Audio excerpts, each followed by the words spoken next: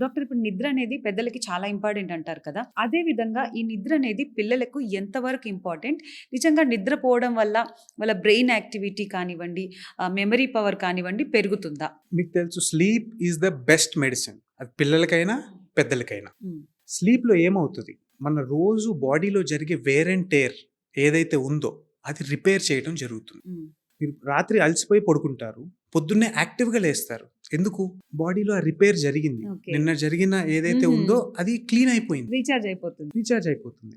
So, పిల్లల్లో ఆ 9-12 hours of sleep growing చిల్డ్రన్‌లో అట్‌లీస్ట్ స్కూల్ గోయింగ్ చిల్డ్రన్‌లో రోజుకి ఆ 9-12 అవర్స్ ఆఫ్ స్లీప్ అనేది కంపల్సరీగా ఉండాలి. ఓకే.